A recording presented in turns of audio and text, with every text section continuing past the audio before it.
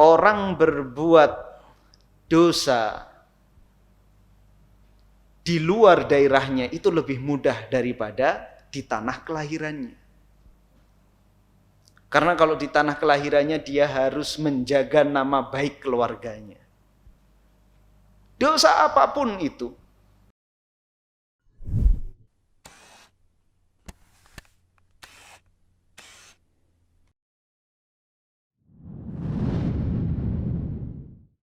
Assalamualaikum warahmatullahi wabarakatuh.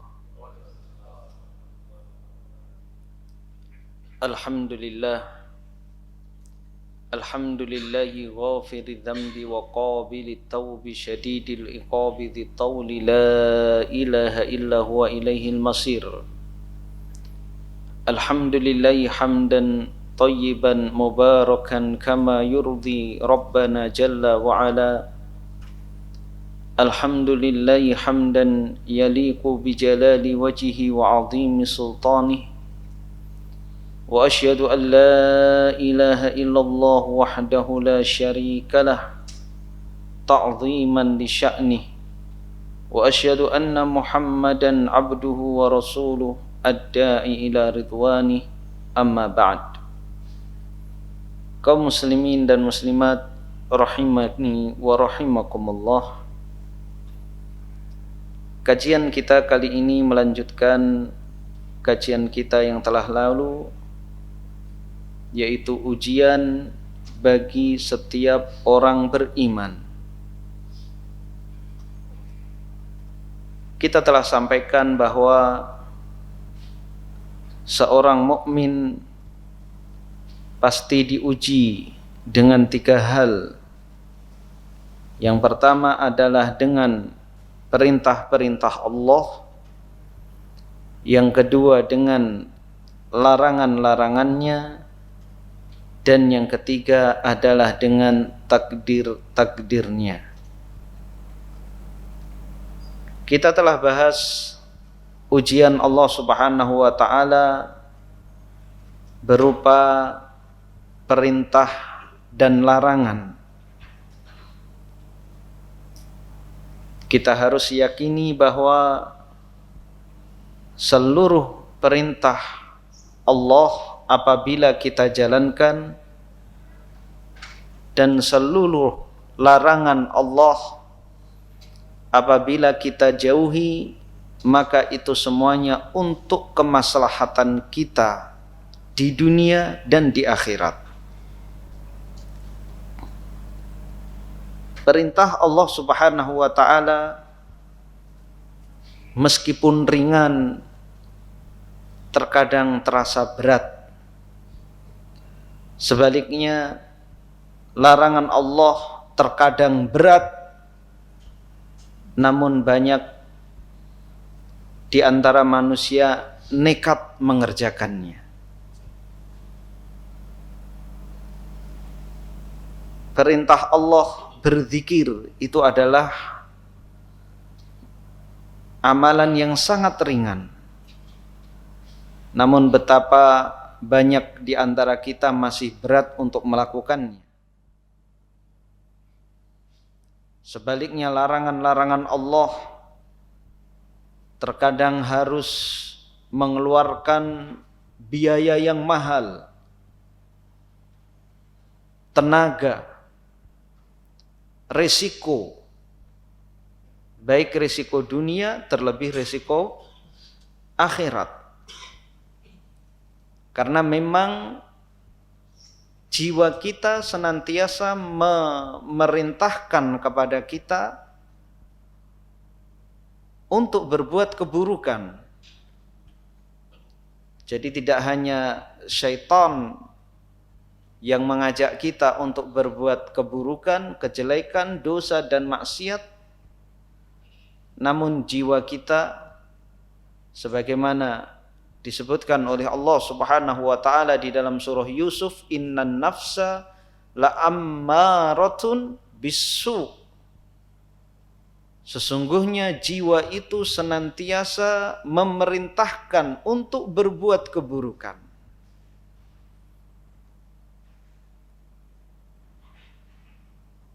Jadi dosa dan maksiat yang berat saja, sebagian manusia rela melakukannya, rela berkorban untuk sebuah maksiat, terlebih maksiat-maksiat yang mudah, dosa-dosa yang ringan untuk dilakukan. Maka tentunya perlu mujahadah yang ekstra, usaha dan tekad yang kuat untuk kita tidak melakukan perbuatan dosa tersebut. Dan kita harus yakin bahwa perbuatan dosa tersebut apabila kita lakukan, maka dia akan mengakibatkan bencana, musibah, bala bagi diri kita, baik dalam waktu dekat, dalam waktu cepat maupun lambat. Sebaliknya, jika kita tinggalkan karena Allah, maka Allah akan menggantikan bagi kita dengan sesuatu yang lebih baik, cepat maupun lambat.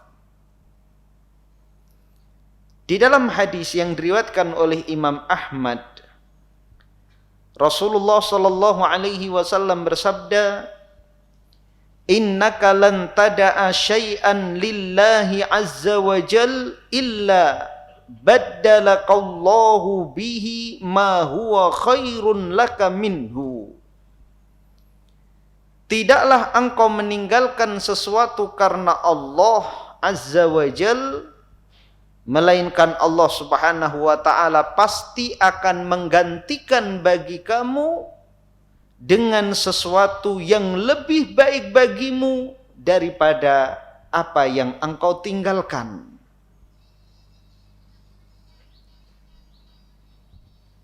Meninggalkannya karena Allah, bukan karena yang lainnya. Karena tidak semua yang meninggalkan kemaksiatan itu karena Allah. Ada faktor yang lain. Mau maling, ketahuan terlebih dahulu, gak jadi maling. Dia meninggalkan perbuatan mencuri, tapi bukan karena Allah. Jadi benar-benar karena Allah, bukan yang lainnya. Bukan karena dilihat manusia, tapi benar-benar karena Allah. Dan perbuatan karena Allah ini biasanya terjadi ketika tidak ada yang melihat.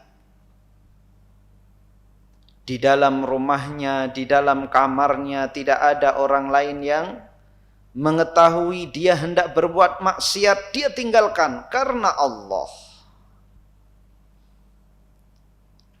Di tempat kerjanya, di saat tidak ada pengawas,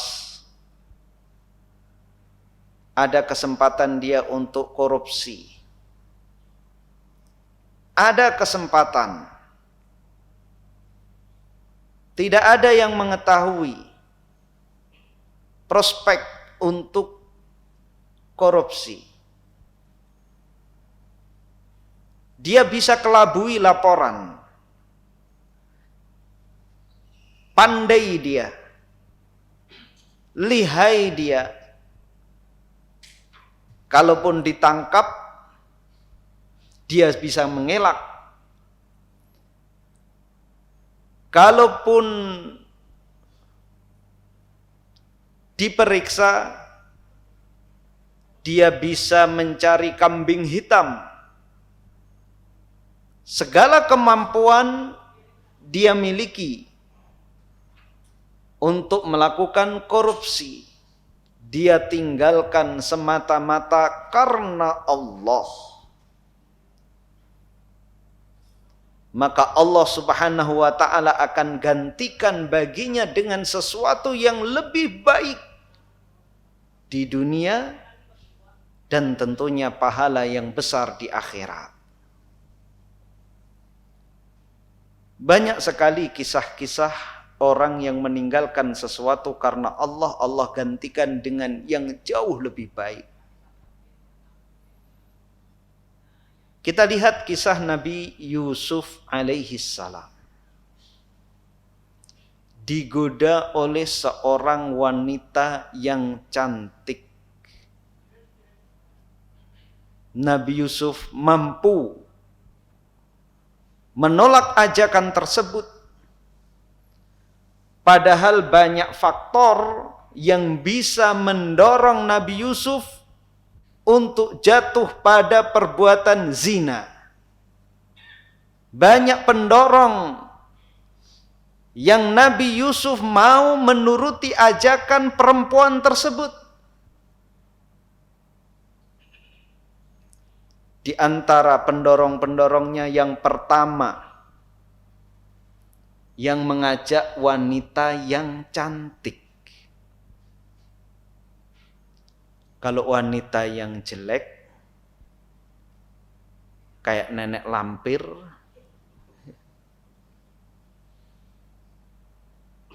mudah untuk menolak. Ini yang mengajak wanita yang cantik. Yang kedua, Nabi Yusuf masih bujang, masih muda. Tentunya dorongan syahwat anak muda lebih berat, lebih keras daripada orang yang sudah tua. Maka kalau tidak ada dorongan tapi masih melakukan juga, dosanya berlipat-lipat. Salah satu golongan yang dilaknat oleh Allah Subhanahu wa taala adalah usyaimitun zanin. Orang tua pezina. Zina itu dosa besar, dilakukan oleh siapapun, tua, muda, dia dosa besar. Tapi lebih besar lagi kalau yang melakukannya orang yang sudah tua. Karena apa? Pendorongnya kecil. Kalau anak muda syahwatnya menggelora. Orang tua berjalan aja pakai tongkat masih berzina. Maka dosanya lebih besar. Nabi Yusuf masih muda. Yang menggoda wanita yang cantik dan dia masih muda. Yang ketiga, digodanya di tempat tertutup, tidak ada yang melihat. Kalau di tempat umum, ya, siapapun akan jaim. Masa Ustadz noleh digoda? Itu di luar. Belum tentu bisa aman kalau digodanya di ruang tertutup. Nggak ada yang lihat. Nanti kan bisa tobat. Digodanya di ruang tertutup. Kemudian Nabi Yusuf di tempat asing, jauh dari tempat kelahirannya. Tempat kelahirannya di Palestina, kejadian tersebut di Mesir. Dia orang asing, tidak ada yang mengenal dirinya. Orang berbuat dosa di luar daerahnya itu lebih mudah daripada di tanah kelahirannya. Karena kalau di tanah kelahirannya dia harus menjaga nama baik keluarganya. Dosa apapun itu, mencuri, berzina, main judi, mabuk, tidak puasa di bulan Ramadan. Kalau di daerah sendiri malu kita karena semua orang kenal. Ketika kita melakukannya, tidak hanya diri kita yang kena, tapi juga keluarga kita. Siapa itu siang hari bulan Ramadan merokok di pinggir jalan? Anak siapa itu? Keluarga kita kena. Coba kalau kita di luar daerah, di Jakarta nggak ada yang kenal. Apalagi di sekitarnya juga melakukan hal yang sama. Udah kita lakukan, nggak ada yang kenal. Mencuri di daerah sendiri lebih malu daripada di daerah orang lain. Diarak di kampung sendiri lebih memalukan daripada di kampung orang. Di kampung orang nggak ada yang kenal, peduli amat. Tapi kalau di kampung sendiri pasti akan malu. Meskipun banyak faktor yang memudahkan Nabi Yusuf untuk melakukan itu, Nabi Yusuf tetap tidak mau memenuhi ajakan perempuan tersebut, padahal disebutkan oleh Allah Subhanahu wa taala di dalam surah Yusuf, walaqad hammat bihi wa hamma biha laula an ra'a burhana rabbih. Wanita tersebut telah berhasrat kepada Yusuf. Yusuf pun punya hasrat kepada perempuan itu. Anak muda, normal. Laula an ra'a burhana rabbih. Seandainya dia tidak melihat petunjuk Rabb-nya. Kalau tidak ingat Allah, petunjuk Allah, niscaya akan terjatuh pada perbuatan tersebut. Maka meskipun setelah dia menolak ajakan perempuan tersebut, para perempuan membuat makar sehingga Nabi Yusuf dijebloskan ke dalam penjara. Namun akibat setelahnya dia dijadikan orang yang mulia. Orang yang paling mulia di negeri tersebut. Memecahkan krisis pangan di negeri Mesir. Sehingga seluruh penduduk bergantung kepada Nabi Yusuf alaihissalam. Bahkan dari negeri-negeri tetangga, termasuk dari negeri tempat kelahirannya, bergantung kepada Nabi Yusuf alaihissalam. Dan orang kalau sudah memiliki jabatan yang tinggi, wanita mana yang bisa menolak? Tapi kalau Nabi Yusuf memenuhi ajakan perempuan tersebut, niscaya murka Allah Subhanahu wa taala yang akan dia dapatkan. Dan belum tentu seorang melakukan kemaksiatan itu tercapai tujuannya. Betapa banyak orang mau maling, belum maling sudah bonyok, sudah babak belur. Kisah yang lain dikisahkan di Damaskus ada Masjid Jami' At-Taubah. Di situ ada seorang syekh yang terkenal di abad ke-7 Hijriah, Syekh Salim Al-Masyuti. Dia memiliki murid-murid. Di antara muridnya ada seorang murid yang sangat miskin. Tinggalnya di masjid tersebut. Saking miskinnya, muridnya ini tidak makan beberapa hari. Sampai 3 hari enggak makan. Saking laparnya dia pun berpikir ini darurat yang mungkin membolehkan aku untuk makan yang haram sekadar untuk menyambung hidup. Maka dia pun naik ke atap masjid yang mana masjid itu atapnya nyambung dengan atap tetangga. Ketika masuk ke dalam satu rumah, dia melihat seorang wanita, dia pun menundukkan pandangannya. Karena yang dia pikir hanyalah makan. Dari dapur dia mencium aroma terong yang baru dimasak. Orang kalau sudah lapar, makanan apapun pasti sangat menggoda. Maka dia buka panci, dia dapatkan terong yang masih segar baru dimasak. Ada yang hobi terong. Ada salah satu kitab adab menuntut ilmu. Penuntut ilmu itu di antara makanan yang hendaknya harus dijauhi itu terong. Tapi ini enggak ada dalilnya ya.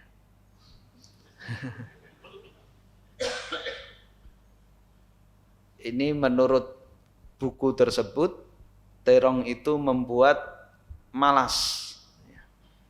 Terong itu membuat malas. Kalau penulis tahu kangkung, mungkin bakal ditulis juga kangkung. Yang jelas makan makanan yang bisa melemahkan seseorang, ya. Karena menuntut ilmu harus penuh dengan semangat. Tapi terong itu nikmat, apalagi terong dibakar ya, sama papuyu bakar, kasih sambal. Ya. Ketika melihat terong tersebut, dia karena sudah saking laparnya, dia gigit terong tersebut. Namun subhanallah saat itu dia ingat, pantaskah saya seorang penuntut ilmu melakukan ini? Bergetar badannya. Karena memang dia jauh dari perbuatan keji, jauh dari perbuatan buruk. Melakukan pertama kali, meskipun dalam keadaan lapar, dia tidak berani, dia kembalikan lagi terong tersebut ke panci, dia tutup balik lagi ke dalam masjid.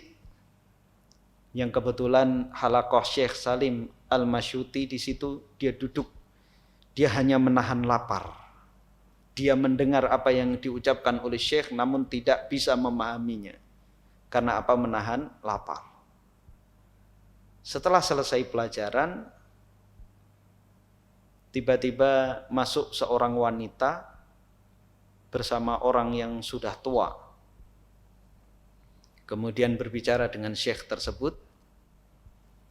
Kemudian setelah wanita ini bicara, dia memanggil muridnya ini.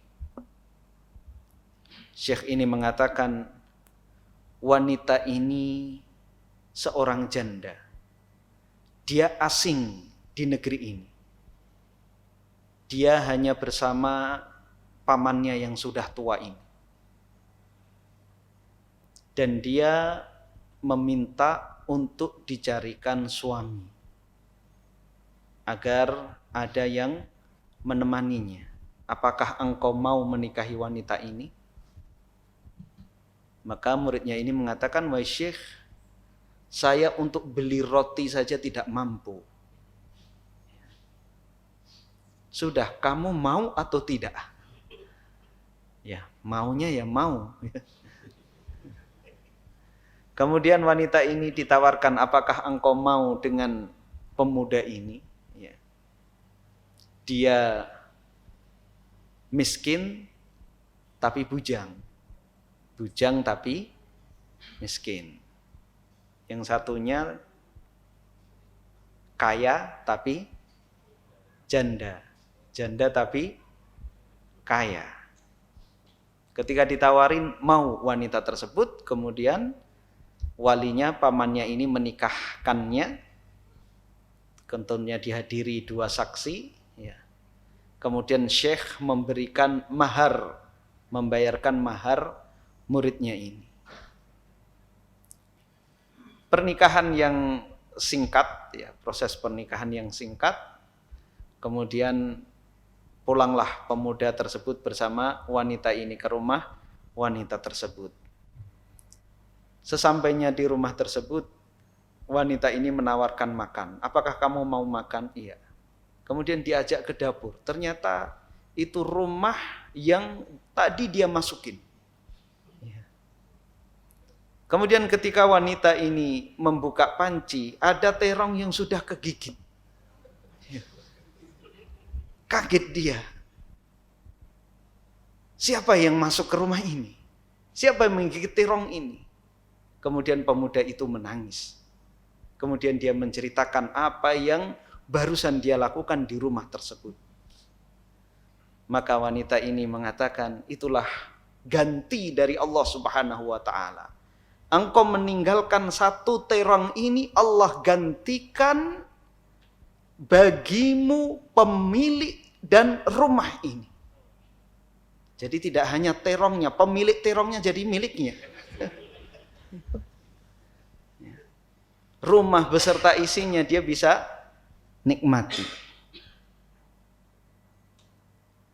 Sebaliknya, jika seseorang tidak bisa meninggalkan sesuatu karena Allah, belum tentu dia dapat nikmat. Kalaupun nikmat pasti mendatangkan sengsara. Ubay bin Ka'ab mengatakan, "Ma min 'abdin taraka syai'an lillahi illa abdalahu Allahu bihi ma huwa khairun minhu min haitsu la yahtasib." Tidaklah seorang hamba meninggalkan sesuatu karena Allah, melainkan Allah akan berikan ganti baginya dengan sesuatu yang lebih baik dari arah yang tidak dia sangka. Wala tahawana bihi 'abdun fa akhadha min haitsu la yasluhu illa atahu Allahu bima huwa ashaddu alaihi. Dan tidaklah seseorang meremehkan perbuatan dosa atau maksiat,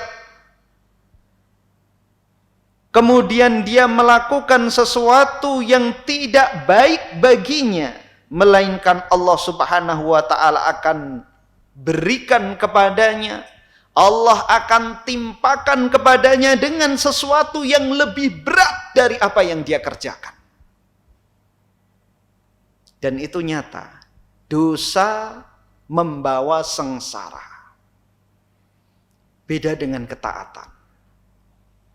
Seorang yang berzina, mungkin dia ketika berzina merasakan nikmat. Tapi setelahnya yang ada adalah kegundahan, kegelisahan.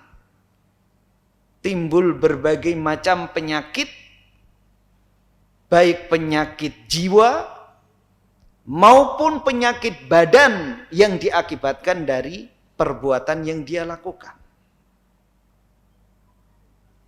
Kenikmatan yang sementara setelahnya adalah sengsara. Maka ini harus kita ingat-ingat ketika kita dihadapkan berbagai macam dosa dan maksiat. Ini kenikmatannya hanya sekejap. Kalau aku lakukan ini kenikmatannya hanya sekejap. Tapi kalau aku tinggalkan, pasti Allah akan memberikan ganti yang lebih baik dari apa yang aku tinggalkan. Kita menginjak berikutnya ujian Allah Subhanahu wa ta'ala yang ketiga, yaitu takdir-takdir Allah. Takdir-takdir Allah ada yang baik, ada yang buruk. Al-Imam Muslim meriwayatkan hadis Nabi sallallahu alaihi wasallam bersabda, "Ajaban li amril mu'min inna amrahu kullahu khair." Sungguh menakjubkan perkara seorang mukmin. Sesungguhnya perkaranya seluruhnya baik. Walaisa dzaka li ahadin illa lil mu'min. Dan perkara tersebut tidak dimiliki kecuali orang yang beriman. In asabathu sarra syakar fakana khairan lah. Jika dia diberi kesenangan, maka ia bersyukur dan syukur itu baik baginya. Dia mendapatkan pahala dengan syukurnya dan nikmatnya diberi tambah oleh Allah Subhanahu wa taala. Wa in asabathu dharra sabar fakana khairan lah, dan jika dia ditimpa musibah maka dia bersabar dan musibah itu baik baginya. Dengan bersabar dia mudah keluar dari musibah yang dia hadapi. Dengan bersabar dia mendapatkan pahala dari Allah Subhanahu wa taala. Sangat banyak keutamaan yang akan diraih oleh orang yang bersabar. Di antaranya disebutkan oleh Allah Subhanahu wa taala di dalam surah Al-Baqarah ayat 155 157. Wa basyiris sabirin, dan berilah kabar gembira kepada orang-orang yang sabar. Alladzina idza asabathum musibatun qalu inna lillahi wa inna ilaihi raji'un. Siapa orang yang sabar? Yaitu orang-orang yang tatkala tertimpa musibah mereka mengucapkan inna lillahi wa inna ilaihi raji'un. Sesungguhnya kami adalah milik Allah dan kami semuanya akan kembali kepada Allah. Kita lahir ke dunia enggak bawa apa-apa. Enggak ada pakaian. Ada yang keluar sudah lengkap pakai jas, sepatu, dasi. Enggak ada. Telanjang bulat kita keluar di dunia ini. Ada yang ngasih baju, ada yang ngasih popok, apalagi pangkat, jabatan, kursi, enggak ada. Ini semuanya milik Allah. Maka jika ada sebagian yang diambil oleh Allah, ada harta kita yang diambil oleh Allah, inna lillahi wa inna ilaihi raji'un. 1 juta hilang, ya kita lahir enggak punya apa-apa. Ini semuanya milik Allah. Diambil 1 juta itu sangat sedikit dibanding nikmat Allah yang lainnya. Jadi ucapan inna lillahi wa inna ilaihi raji'un ini kalau kita hayati dari dalam hati kita, maka akan menenteramkan hati kita. Enggak perlu mengeluh, enggak perlu menangis. Karena ada yang mengucapkan inna lillahi wa inna ilaihi raji'un tapi juga masih meronta-ronta, teriak-teriak. Maka dihayati inna lillahi wa inna ilaihi raji'un. Kita semuanya milik Allah dan kita semuanya akan kembali kepada Allah Subhanahu wa taala. Maka orang yang sabar, yang mengucapkan inna lillahi wa inna ilaihi raji'un tatkala tertimpa musibah, ulaika alaihim salawatum mir rabbihim wa rahmah. Mereka mendapatkan salawat dari Allah dan rahmah kasih sayang Allah. Ulaika alaihim salawatum mir rabbihim wa rahmah wa ulaika humul muhtadun. Mereka mendapatkan salawat dari Allah dan rahmah Allah, kasih sayang Allah, dan mereka itulah orang-orang yang mendapatkan hidayah. 3 keutamaan yang akan didapatkan oleh orang-orang yang bersabar. Mendapat salawat Allah, mendapatkan rahmat Allah, dan mendapatkan hidayah Allah. Apa salawat Allah untuk hamba? Adalah pujian Allah Subhanahu wa ta'ala bagi hamba tersebut di hadapan para malaikatnya. Ini tentunya sesuatu yang sangat membanggakan. Kita kalau dipuji oleh penguasa dunia saja, itu luar biasa. Rasa bangga kita, dada kita melebar, sampai baju yang kita kenakan itu terasa sesak. Kalau mendapatkan pujian siapapun di dunia ini, terutama penguasa. Kalau ada Bapak Menteri misalnya datang ke daerah kita, dalam sambutannya Bapak Menteri tersebut mengatakan, Bapak-bapak, ibu-ibu, saudara-saudara sekalian, di daerah ini ada orang yang sangat luar biasa, memiliki karya yang bermanfaat untuk masyarakat luas. Dia adalah Bapak Fulan, disebut nama kita. Silahkan Bapak Fulan untuk naik ke atas panggung. Dikasih sepeda.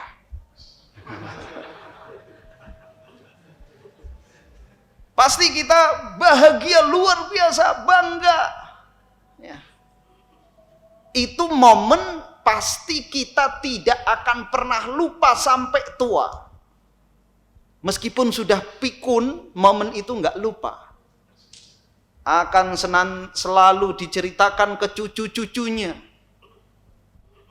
Urusan lain dia lupa, tapi yang itu nggak lupa. Diulang-ulang terus sampai cucunya hafal. Pasti ini kakek cerita itu lagi. Ya. Karena apa? Memang kejadian luar biasa. Ya. Kita disuruh ke atas panggung, yang menyuruh Bapak Menteri, Bapak Presiden, luar biasa. Bagaimana jika yang memuji kita itu adalah Allah? Dipuji di hadapan para malaikatnya, makhluk yang tidak pernah bermaksiat kepada Allah. Hambaku fulan, dia adalah orang yang bersabar. Sangat luar biasa. Kemudian kita mendapatkan rahmat Allah, kasih sayang Allah Subhanahu wa ta'ala.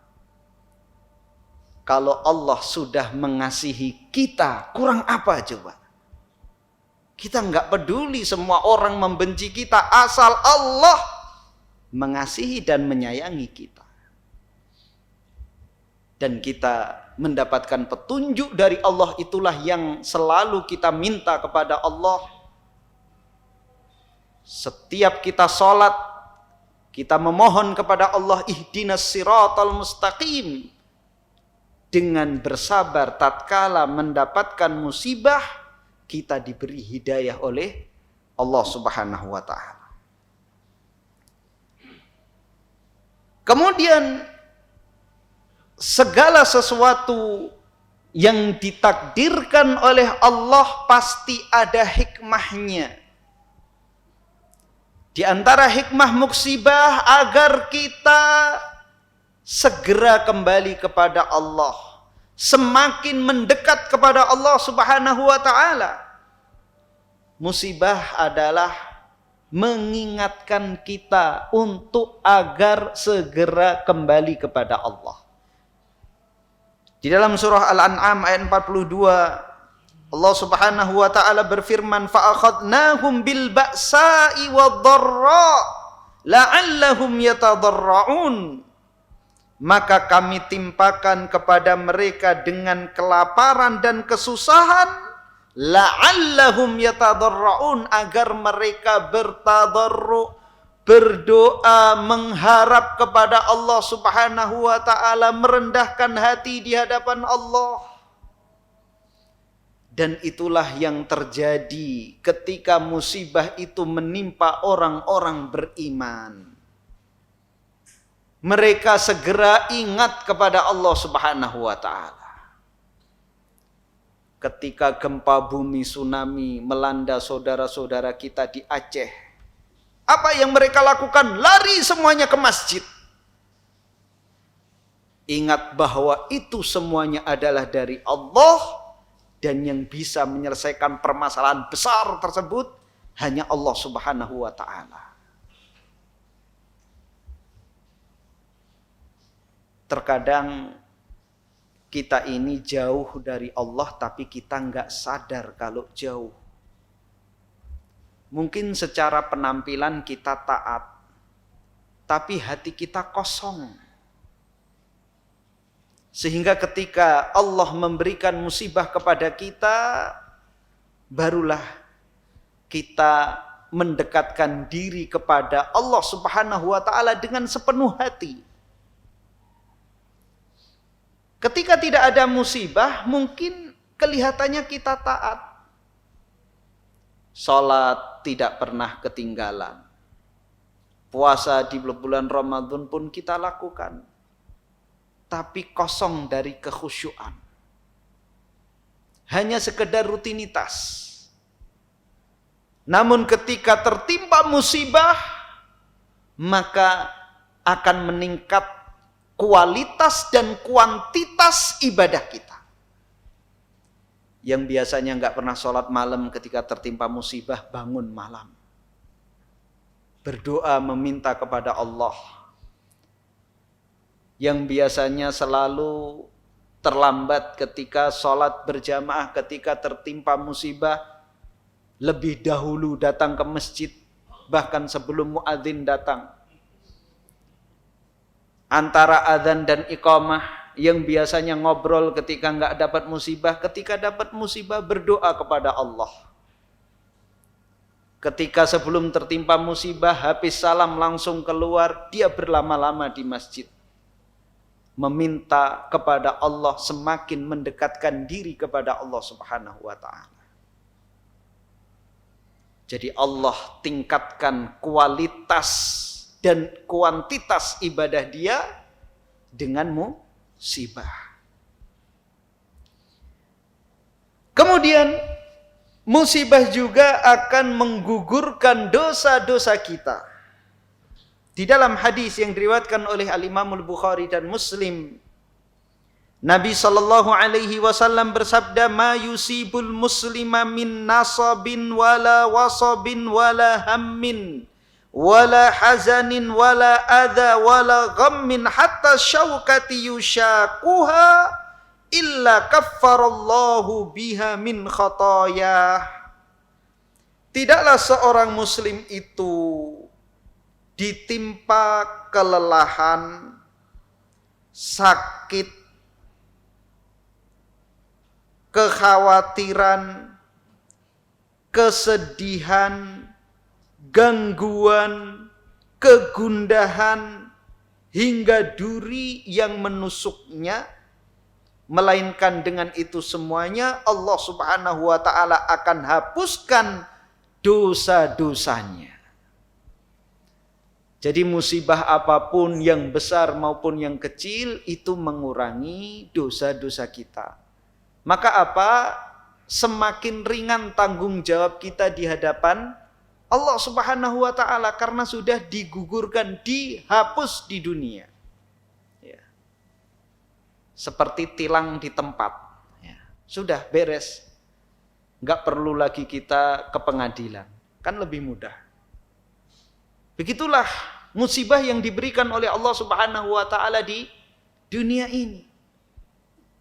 Dan jauh lebih ringan daripada Allah Subhanahu wa ta'ala memberikan balasannya di akhirat. Ketika Allah Subhanahu wa ta'ala memberikan musibah-musibah di dunia ini. Jadi apapun ketika kita sakit, tiba-tiba ada kesedihan di dalam hati kita, itu pasti dikarenakan dosa yang kita lakukan. Kekhawatiran, sedih. Padahal nggak ada apa-apa, kita tercukupi misalnya, sehat. Tapi ada yang mengganjal di dalam hati. Maka ketahuilah bahwa itu dikarenakan dosa yang kita lakukan. Maka segera beristighfar kepada Allah Subhanahu wa ta'ala. Atau mendapatkan gangguan baik dari sesama manusia atau makhluk Allah yang lain, dari binatang, binatang berbisa dan lain sebagainya. Nyamuk, tikus yang mengganggu kita itu untuk menggugurkan dosa-dosa kita. Sampai pun tatkala kita terkena duri, ya, kesandung, kepleset, kejepit, ya, kejedot, itu semuanya untuk menggugurkan dosa-dosa kita. Maka tatkala kita tahu bahwa setiap musibah apapun yang menimpa kita, besar maupun kecil, menggugurkan dosa kita, maka itu akan meringankan beban di hati kita. Kita tidak akan banyak menggerutu.